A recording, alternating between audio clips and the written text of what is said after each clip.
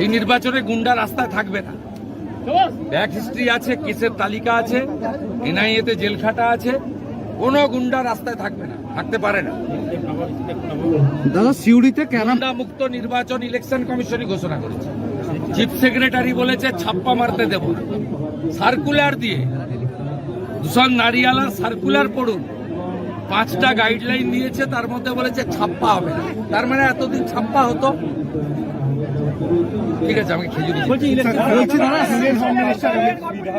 তিনি আপনাকে বন্ধু বলে সম্বোধন করে বলছেন যে লোকসভা ভোটের নিরিখে আপনারা বলছেন ভবানীপুরে এগিয়ে, কিন্তু বিধানসভায় মমতাকেই ভোট দেবে, সব হিসেব পাল্টে। ভালো ভালো, দিবার স্বপ্ন দেখা ভালো। উনাকে বলবো উনি উনার ওয়ার্ডে 77 নম্বর ওয়ার্ডে সব জায়গায় গুন্ডামিটা করবেন।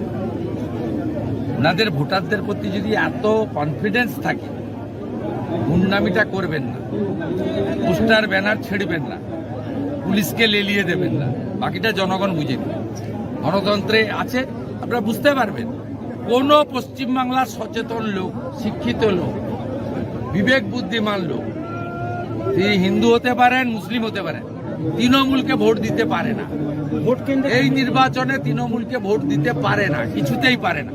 যে রাজ্যে 2,15,00,000 বেকার, যে রাজ্যে 1 কোটি যুবক পেটের দায় বাইরের রাজ্যে, যে রাজ্যে দুর্গা মূর্তি ভাঙা হয়, যে রাজ্যে কালী ঠাকুরকে প্রিজন ভ্যানে তোলা হয়, যে রাজ্যে বিহার, গুজরাট, উত্তরপ্রদেশের লোককে বহিরাগত বলা হয় আর বাংলাদেশি মুসলমানকে বলা হয় জামাই, যে রাজ্যে আরজিকর ঘটে, যে রাজ্যে ছোট্ট তামান্না ঘটে, যে রাজ্যে দুর্গাপুর মেডিকেল কলেজ ঘটে, যে রাজ্যে মুখ্যমন্ত্রী বলেন শরীর থাকলে জ্বর জারি হয়, তেমনি একটু আধটু রেপ হয়, এই রাজ্যে কোন লোক তৃণমূল কংগ্রেসকে ভোট দিতে পারে না।